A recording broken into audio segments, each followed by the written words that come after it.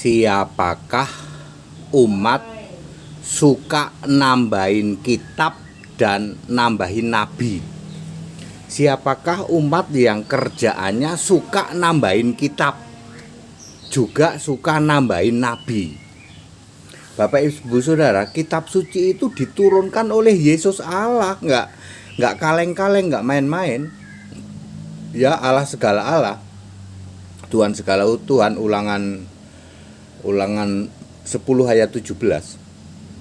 Jadi sebuah kitab suci harus diturunkan oleh Allah yang roh dan punya nama.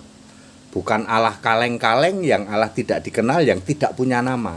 Allah yang fiktif, ilusi, tidak punya nama, tidak mungkin bisa berfirman. Lawang fiktif kok, ya nggak mungkin bisa berfirman. Jadi kitab suci itu sudah ditentukan oleh Yesus. Nabi ini nulis kitab ini, temanya ini. Rasul ini nulis kitab ini, temanya ini. 26 nabi menulis 39 kitab perjanjian lama, 8 rasul menulis kitab perjanjian baru. Lalu ada umat suka nambah-nambahin kitab. Siapakah dia? Katolik, kitabnya menjadi 73, ditambah-tambahin sendiri sama dia. Apa itu? Deuterokanonika. Jumlahnya 9 kalau tidak salah ya. 66 itu kan yang asli kitab Kristen ya, tambahin 9 jadilah 75. Ortodok lebih hebat lagi, tambah lagi 10.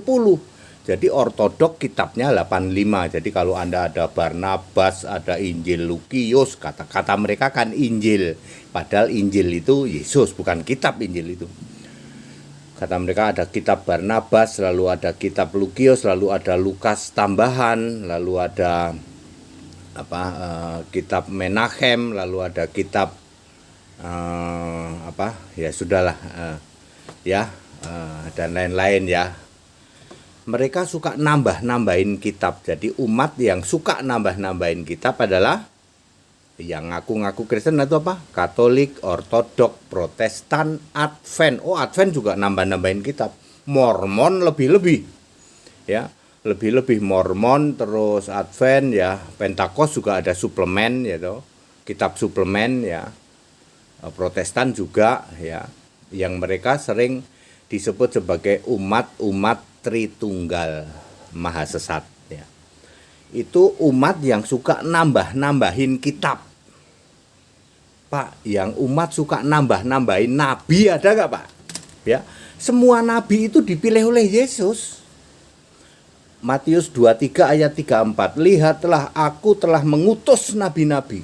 Semua nabi itu mutlak harus diutus, dipilih oleh Yesus. Lah ini suka nambah-nambahin. Ya toh. Ya, Nuh bukan nabi dijadiin nabi. Ya.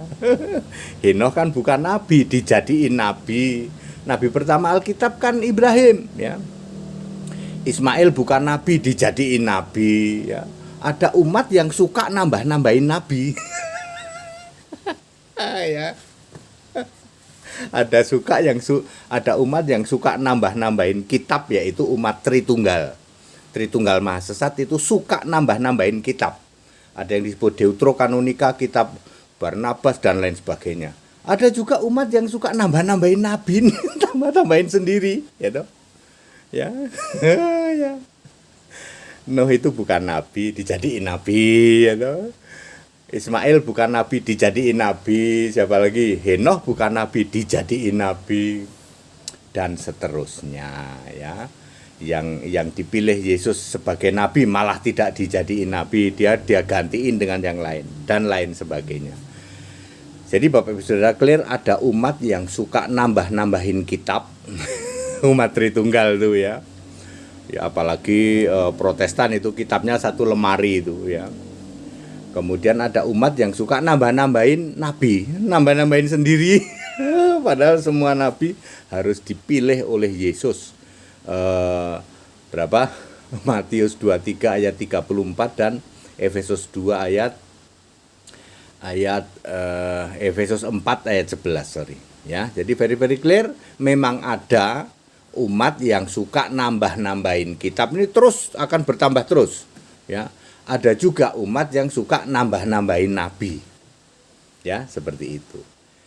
Kalau Kristen gimana Pak? Kristen kan kitabnya 66, nabinya itu di perjanjian lama yang tertulis di Alkitab itu 40-an, di perjanjian baru ada 9 nabi.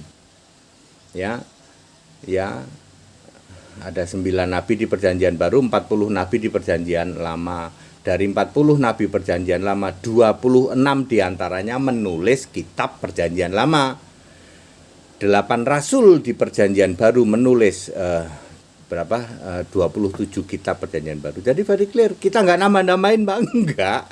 Kristen nggak suka nambahin kitab karena Kristen tahu, ya, kitab suci itu dari Yesus langsung, nggak bisa ditambah-tambah. Ya. Nabi dipilih langsung oleh Yesus. Kalau Yesus tidak menyatakan dia nabi, ya jangan diangkat jadi nabi, dipilih nambah-nambahin sendiri, itu namanya. Ya. Kita Indonesia, kita Pancasila, toleransi harus, keberagaman wajib disyukuri, bersahabat dengan beda iman itu bisa, ya, saling toleransi, saling menghargai. Segala hormat kemuliaan untuk Yesus Kristus. Haleluya, amin.